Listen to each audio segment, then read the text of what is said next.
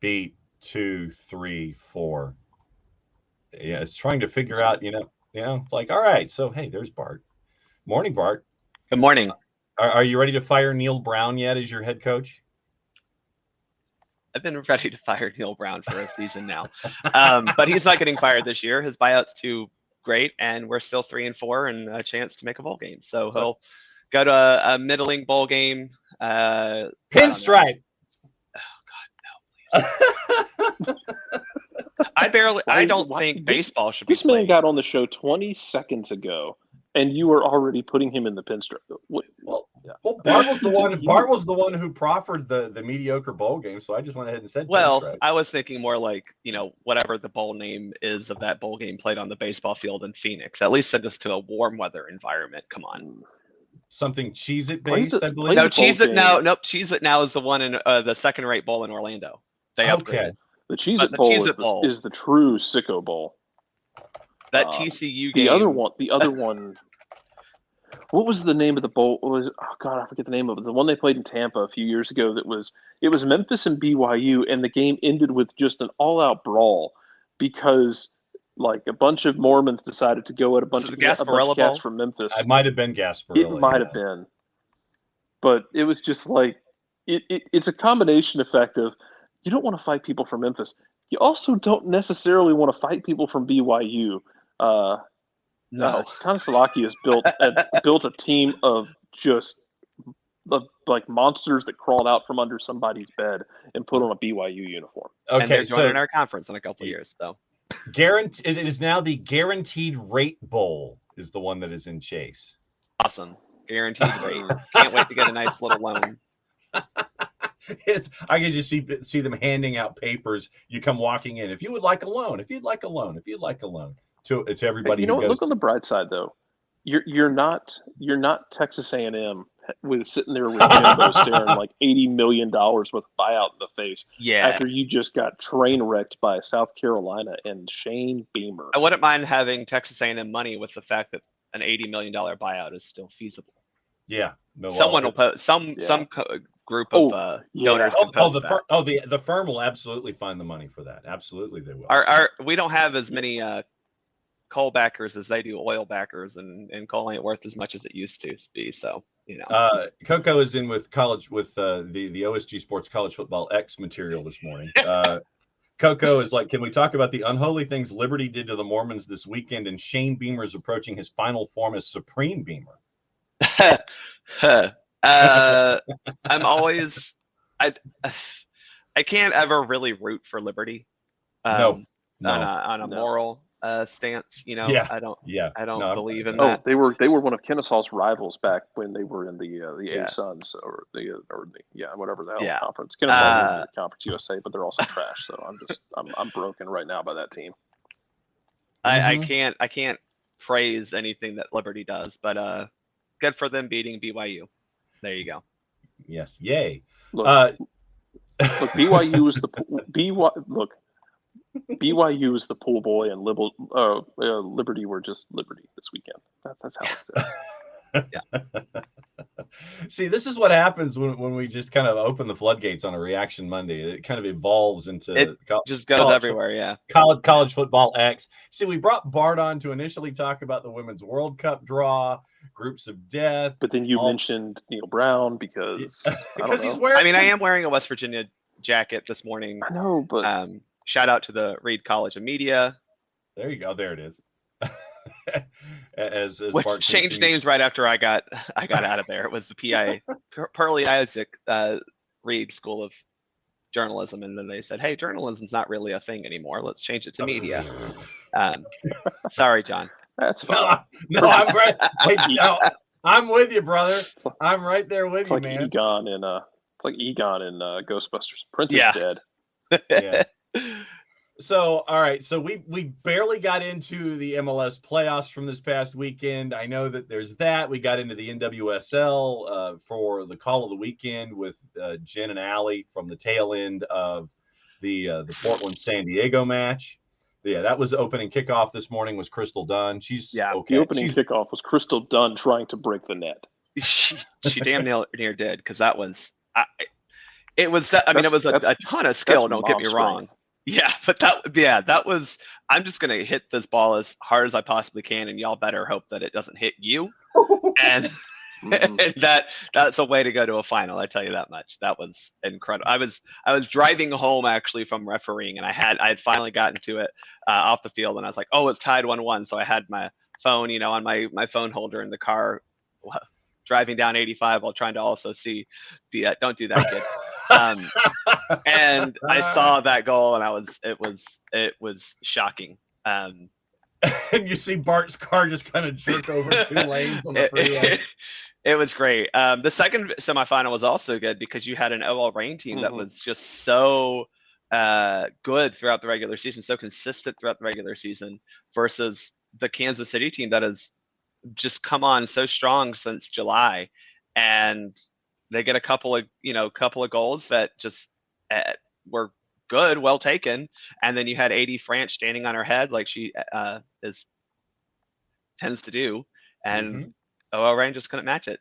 Great crowds in NWSL, very good crowds, putting New York Red Bulls fans to shame, and making a ton of noise, a ton of great atmospheres in that league. And I mean, shout out to MLS. I mean, Austin last night was fantastic. The Montreal game was pretty lit until they decided to give up. Jared, I did appreciate two shots period, and they get 2 goals, and they were well taken, and it was the little things in that game, right? You had Montreal score a goal, but it happened that not New York had pushed their lineup, and so Montreal was offside. You had a Montreal center back fall asleep for 0.5 seconds, if that, Waterman. and Hebert just walks behind him, puts the ball in the back of the net. If I'm Montreal, though, if that's the version of Hebert they're going to get, that's a problem for everyone. Yeah, I thought Hebert might be dead. Hebert might not be dead.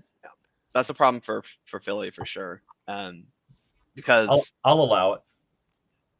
Philly can do a lot of good things. I don't think Philly can really contain a striker at that level, because that's hard to do. A guy like that. But yeah, I mean, it was Montreal is still in a really good place. If I were Montreal, though, I'm going to find a new goalkeeper this offseason, because and you've also got to find a replacement for Georgi Mihailovic, who's now going to AZ Alkmaar. Yeah, that's going to be tough for them. Is that he's moving over to the Netherlands, and they're going to have to find a playmaker. That definitely, though, to me is a guy that you can find. Nothing against Georgie, because I think he's great, but that's the type of player you can find on a DP deal, right? Where you can go and find a good creative playmaker. Maybe they won't be as effective as Georgie, but that's something that you can not easily. You can go out and find one of those. And you can find a couple people maybe who can fill in your team and make your team a little bit more complete going forward. But that goalkeeper position for Montreal has been an issue all year. Yeah. And, not to bring up another topic completely, but it's maybe something that Leeds should be looking at, because Meslier is also not the goalkeeper you need to have in the Premier League. So you're saying James Pantemis was not the answer in Montreal? No. That's just, but yeah, to your points, I think the last 4 matches in the NWSL each had an attendance over 20,000. Yep. You had 20-ish at Stade Saputo. And these were all great environments across the board too. It wasn't like it was just, here's, holes and gaps of fans and things like that. And then at Q2, you had 22,000, which I still think is underselling that market. And, Anthony Precourt just shoehorned this stadium into this space where there's only one section that you can really expand. Yeah. And I mean, it's going to be an interesting test case. If the demand is there and continues to be there, will Anthony Precourt make Q2 larger than 22,000? Because right now it is one of those buildings that can get nuts. And I mean that in a good way. But if there are more folks that want to go Verde Listos with you, and you want to have bigger venues, and you want to have more folks there, and you want to continue to sell the place out, will you allow for your own revenue to build in that one end zone or figure out how you want to try to expand in and around it, because that is a tight space and there's only one direction to go. And I think it's that one end zone that goes over into the meadow, because you're pinned in on the other three sides unless you want to take out parking and take out both end zones. I do think that if I'm orienting myself correctly, the north end zone opposite of the supporter section. Yeah. That what they're backing up against is their club offices, basically. There's nothing really other there. It's a building that is their club office and obviously their team store. Yeah. So you could, if you wanted to, configure that, take out that building, build a second level there. Yeah. But you're only looking at 2,000 maybe more seats. You're not looking at a greatly expanded stadium. There's also open end zones or open corners that you could fill in if you wanted to. Yeah. It's still my favorite soccer stadium in this country. Really? Because it's so cool and unique in the way that it's built.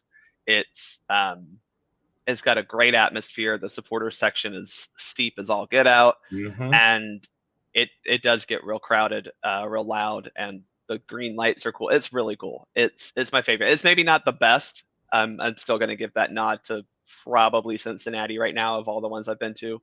But that Austin Stadium is really cool. But I think the demand is interesting, because I think Precourt looked at the city of Austin, no real history with sports. Other than college, Other than college, right? No history pro sports, I should say. Yeah. Wasn't sure what that would look like. And when you're looking at college, you can't really factor in college, because there's a reason why 100,000 people come to DKR on a Saturday, right? And you're just not going to get that for an MLS team. But they probably should have built that for 25,000 when they built it. Yeah, no doubt. And so Austin makes it through. And it's 1 versus 2, Austin and LAFC. Jarrett. And so Bart, let me get Jarrett's comments on what he saw with Austin. And now you're going to get Austin and LAFC 1 versus 2 in the West. I mean, look, we've already seen Austin take LAFC's face and drag it along the pavement for 90 minutes. We saw them do it in LA too. I don't know if they can do it again, but at the same time, so what made Joseph Martinez's 2018 season so magical to me personally was the fact that, and what made it the best season in modern MLS history was, I know Carlos Vela put up bigger numbers shortly thereafter, but Joseph scored in every round of the playoffs. And now you have Sebastian Juisi, who is with 2 goals the other night. Sebastian Juisi looks like he's kind of in that mood to, if I have to drag you all to MLS Cup, that's what I'm going to do. And it's also a chance for Carlos Vela to be that guy for LAFC. Carlos Vela, it's not his fault, but LAFC's defense was kind of leaky, though, against the Galaxy. Sebastian Juisi only really needs a half chance. I'm really tempted to lean Austin in this, because Juisi feels like he's on one of those playoff-esque runs that you just kind of hang on and pray he misses more so than you contain him. So Bart, what about, as you saw Austin make their way through, I think it also maintains the notion that any kind of postseason voting doesn't need to be at the end of the regular season. Yeah, that's valid. That's very valid. No, I thought Austin, especially the first 20 minutes, really just bum rushed what Dallas was trying to do in Dallas. I know. I think Taylor Twellman said on the broadcast, like, "Oh, if you were Austin, you'd take this." It was like 0-0, like after 25 minutes. I'm like, no. I don't know, man. You're getting, no, man. You're not getting much. You weren't getting a whole Taylor lot of also actual. Last time Austin played in a game, Taylor Twellman also said something along the lines that, like, Brad Stuber was the lesser goalkeeper compared to Zach McMath, and basically talked him down. Yeah, no. I have, when it comes to him calling Austin games the last 2 times out, basically it's white noise with what he said. Don't say something just to say something, man. If you ain't doing the research, just keep it generic. Yeah, I disagreed with him. I was like, I don't like. Yeah, I guess you'll take like 0-0, but at that point in the game, it seemed almost inevitable that Austin was going to score. and then win. I mean, it just wasn't a game that Dallas looked super comfortable in. And Austin playing at home, I mean, they're a very well worked team, right? They're a pretty good balanced team. They have a good goalkeeper. They have great goal scoring, as well as some midfield help that allows them to be creative, but also defensively stout in the midfield. They're a well balanced team, and credit to Josh Wolf in year 2 getting that team ready. And again, Josh Wolf, this is his first head coaching job. This is new for him as well, and he's proven to be pretty decent at it. Maybe that's the guy you're looking at to replace Greg Berhalter going forward after this World Cup in November. I'm not calling for Berhalter because that's not what I'm saying. Comment section. That's not what I said. That's not what I said. We literally had a conversation last week that if the World Cup goes poorly and you're not bringing him back, do you Lane Kiffin him? And if you Lane Kiffin him, where do you leave him? And we were trying to figure out what is the safest place, because you don't want anything bad to happen to him. What is the safest yet most inconvenient place to Lane Kiffin him on the tarmac? So you leave him in Cairo because, I think you build on the fact that Bob Bradley did well with the Egypt national team, and you say, okay, hey, Egypt, here's another bit of sporting diplomacy. We're going to get you Greg Berhalter. You see the door of the plane open, and you see somebody just jettisoning Berhalter. He's like the foot and the kick, and Berhalter just gets launched out of the plane onto the tarmac. What is going poorly though to you, Jarrett? Like what do you think is a bad World Cup for the U.S. outside of like catastrophe? Not making it out of group. Yeah, I think that's where we're at, right? Like one point in the group stage would be just cataclysmic. What would be what would be your threshold to absolutely have to bring him back? Or just like, oh yeah, you can start thinking about bringing him back. Because I'm team a coach doesn't deserve more than one cycle. That's just a me like. I'm with you. Not just a you thing. I think Germany showed you. Yeah. With Jürgen Löw stayed too long. The machine and Löw, like I think they showed you like, yo, you don't have to do this. You don't have to do this for 2 or 3 cycles. Yeah. You don't do that. Just like give him his cycle, then let someone else take it. And get fresh ideas in there. I mean, get a fresh group of guys in there. A lot of these young guys are going to be in this. This is going to be a very young team. So even if they don't necessarily do well, I don't know how much I'm going to blame. Not all of the blame is just going to be on him because it's a young team going into a World Cup. Some of these guys, like we can talk about the World Cup. We can talk about, CONCACAF. We can talk about Gold Cup. We can talk about friendlies. The World Cup is a different animal. And I imagine that when some of these young guys step on that field, the moment it's going to catch their breath a bit.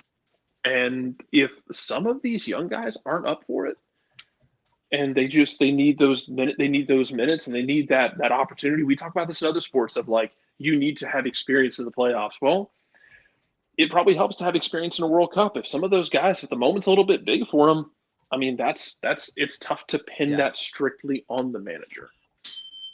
Yeah, okay. So I think the problem was what we saw last window specifically. Seemed to be a Greg Berhalter problem. Now you can talk about mindset. Yeah, I don't mean to absolve him of blame. Yeah, I have issues with him still. You're still not creating any chances worth, like, you're not creating a whole bunch of chances. That's been a theme throughout the Berhalter tenure. It's just, he would have to make a semifinal legitimately for me to go, yeah, we got to keep him. Even a quarterfinal run is going, okay, that's really cool. Can we get someone better? Yeah. I'm always. Who would be that next guy for you? Because if it's whoever that next guy is, I want him in the next calendar year, right? So that you can prep the entire cycle. So I said Josh Wolf. But would he leave? Okay. Would he leave Austin though? I don't know. I don't know what the money is like for U.S. soccer versus what Anthony Precourt can play. Ooh, Coco's got a good not Jesse Marsh. No, not Jesse Marsh. No, right. Nope. Okay. No. I like Jesse Marsh. I like what he does at the club level. Mm-hmm. He has not proven that he can do anything outside of that Red Bull system of press, get the ball, and go upfield. Okay. And that's fine. That's great. I don't want that at my national team level. Okay. that is a system that you have to. We talk about Berhalter and his system and his dependence on a certain style of play, and the issues we have with that are he leaves talented players out for a player that in his mind, which is always completely wrong in my opinion, his mind fits his system better because of one or two qualities. That works at the club level where you can say, okay, I want Jossie Zardes because of this, or I want Aaron Long because I think that he's as good as he was before his Achilles injury. That's fine at a club level. At the national team level, you're not able to just say, well, no, I don't want the best player. That's the problem, is you have to get your 26 best players on the and in a roster, and your best 11 to 15 or 16, whatever it is now, on the field. And I think what we've seen is Greg Berhalter consistently doesn't do that. Jesse Marsch would be in a similar problem. He's got to get the players that execute the way that he's going to play best. And that means you're probably sacrificing Christian Pulisic for Brendan Aronson. I'm not saying that's right or wrong, but that's the type of player that you're looking at now of going, okay, is Brendan Aronson really a better player than Christian Pulisic? Depends. At some things, yes, but those couple things that he's better at will make him now better under Jesse Marsch. Would it maybe perhaps do better at a World Cup level? Possibly, but I think they're very similar in the way that they are married to a system and that doesn't translate well at the national team level. I would look at, I would look at a guy like Josh Wolf, who plays very similarly to what Greg Berhalter wants to do. I mean, they're not trying to do drastically different things, but Josh Wolf has proven that he can play slightly different styles throughout a season. He's clearly doing well with players who are not, because I mean, face it, the U.S. national team is not. We don't have the best collection of players in the world. We have what question mark? Yeah, I know. So Wolf has proven that he can get a guy like Drusy, right, who is a really good player, but also has other guys around him that are not that level and making it all work. So Josh Wolf is the one I'm looking at. The other one I've seen is Jim Curtin, which I still think is kind of a system thing, but I have more faith that Jim Curtin would be able to figure out a way to make the players work best. Jim Curtin would make America the most hated team in the world, and it would actually be legitimate this time. Jesus, Jim Curtin would be out there like trash talking everyone under the sun, on the field, off the field. Yep. The man has big CONCACAF energy. Yeah. We would have to get him like an escort out of Honduras. Yeah, you would. And you would and it would have to be the national police of insert country here. Would sit there and be like, oh, wait a second. Oh, I dropped something. And all of a sudden something happened. Okay, so Coco asked this now. Would you give Tata that interview finally? I mean, I feel like watching Mexico is not as cut and dry as Tata isn't good at his job. Mexico that's a complicated issue with that team. I mean, they still finished higher than us in the World Cup qualifying cycle. Yeah, and it's an older team that doesn't finish the chances they do create. Yeah. So, of course, there was the report last week that Houston is going to reach out to Tata and ask him about the Dynamo job. Yeah. Saw that. I mean, if I'm Houston, I would at least ask, right? Absolutely. Yes. So if I'm U.S. Soccer, you're going to ask because what's the worst they say? No. Yeah. Yeah. I mean, exactly. I don't know if Tata. Sure, why not? At least interview him, right? I think that was what we found out. The problem we had with the Berhalter stuff was they didn't actually interview a whole lot of people, right? No. They at least not actually interviewed. So why not? That would be one. There's still Hugo Perez down in El Salvador, who I think he's there for the long haul, and he's the type of guy.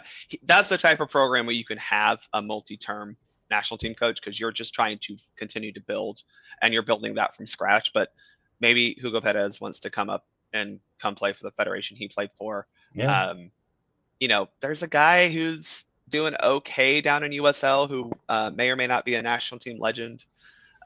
You still have a Landon Donovan out there that Is he the guy that for the 2026 World Cup you have leading this team onto the field? I'm the guy who always wants to bring up Eric Winaldo for any coaching vacancy because, I mean, Jarrett, you said Jim Curtin would make America the most hated national team in the world. I think Eric Winaldo could do a very similar job with that. You know, I will accept this as long as it means that Danny Cruz is going to get more play beyond just being Louisville's head coach. True. Absolutely. He's going to be a name. Yeah. He's going to be a name to watch in, not for this cycle, but in like, give me 4 or 5 years and I'm waiting for Danny Cruz to make that jump. Because if y'all watched Lou City play at USL this year, man, but the dude's younger than I am, man. He's only 32. Yeah. He did really well. I think he's going to be. I think if you're looking for a coach down the line to watch, that's one. Yep. Katie Weaver, Curtin and custom U.S. Soccer Jordans behind the back passing to a player while engaging in CONCACAF sideline dark arts. Put it in my veins. I mean, he would get some Jordan. He would get some Jordans on. Go out there. 97th minute, ball goes out of play with U.S. holding on to a lead. He's gonna pull out like. He'll do the Caleb Wiley move. He's going to pull out a Leatherman and just put the knife in the ball. And be like, sorry, you can't use this one. Oops. Sorry. And Coco says Don Ovan is one of the reasons the U.S. is one of the most hated teams in CONCACAF. Could you imagine Don Ovan in 26? Get him in. Could you imagine? His answer is get him in. Do it. Yeah, get him in. Sure. I love it. Ovan in 26. Yeah. Yep. Go for it. Do it. Legitimately, though, I think Landon Donovan by that time, I know he only has experience at USL, but like we all know that the international coaching job is so different than the club coaching job. As Pep Guardiola, like I mean, as Jose Mourinho, like these guys are not. They're not looking for that type of job because they understand how different it is. Ask a guy like Tata who has done both. Yeah. Who's gotten to finals at both. Mm-hmm. It's a different animal. Yes. Yeah. And I do like the idea of like someone call Tata and ask him, how do you feel about that America job now? Because whoever gets this next cycle, 26, like you're going to have a lot of these guys like entering their prime. And in the middle of their prime for 26, whoever gets that, you're potentially handling them a giant railgun. Yeah.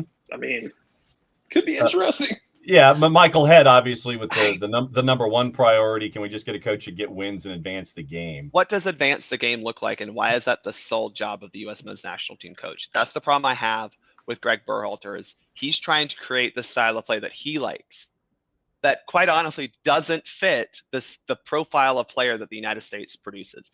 I will say that the Jesse Marsch style of play fits a lot better with the type of players that we produce, right? We're hardworking. We are very good in transition.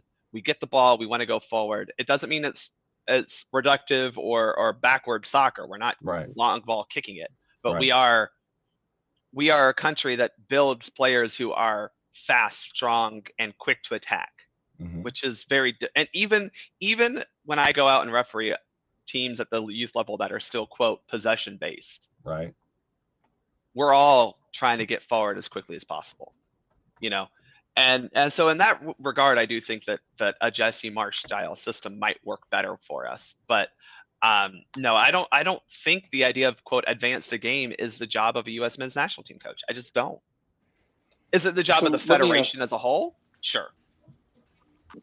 So let me ask this to you, and this isn't to start a war.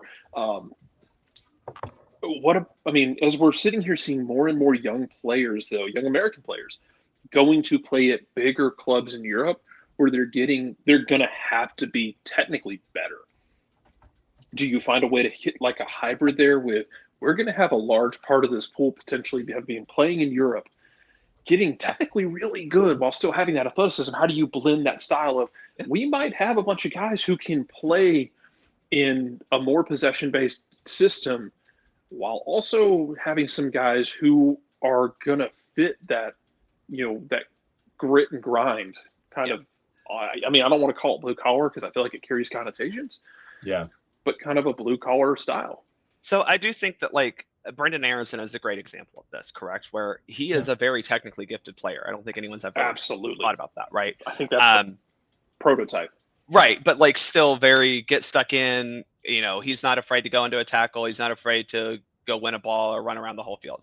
I thought our U20s, Jarrett, was actually a great example of the super talented technical ability. We had a lot of great technical ability on the field this past summer down in Honduras, but still able to press, able to turn people over, and very quick to try to create those transition moments and go forward after winning the ball.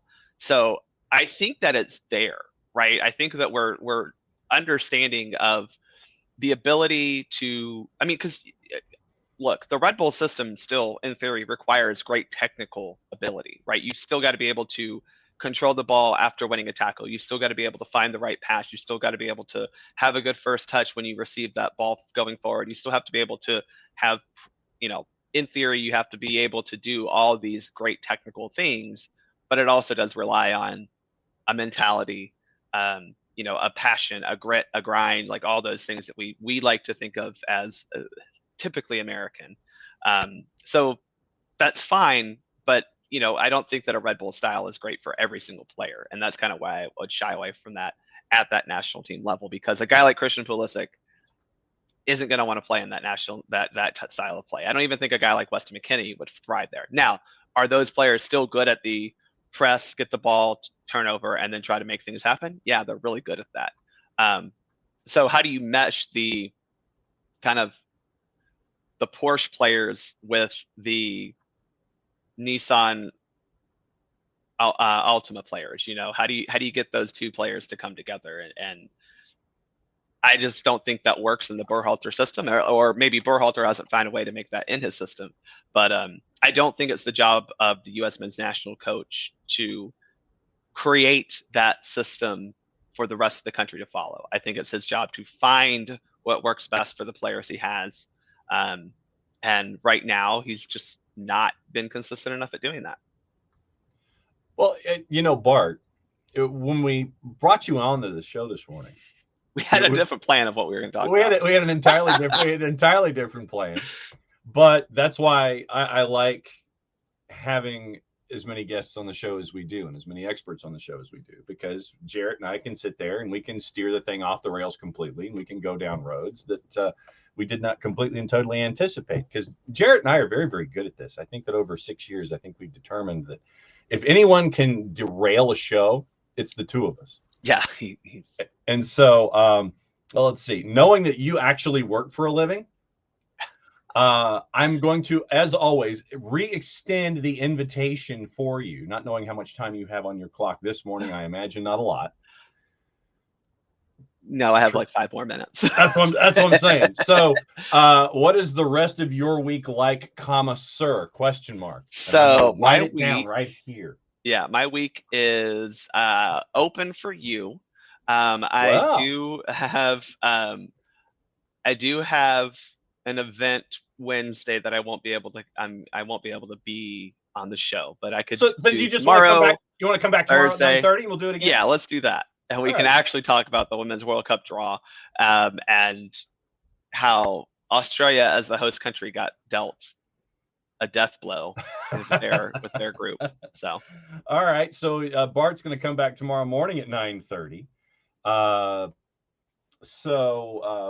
Quick plug. What's going on these days with you and your stuff at SoccerForUS POD? Yeah. So we'll have a longer show talking about the Women's World Cup draw and kind of where we stand, looking at the 2022 World Cup coming up, next month.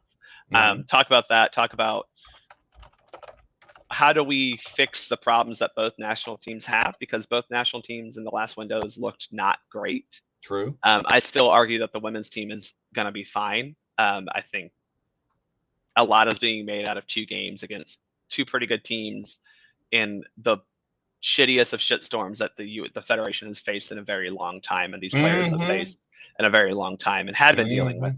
Yep. So I think you take that for a grain of salt.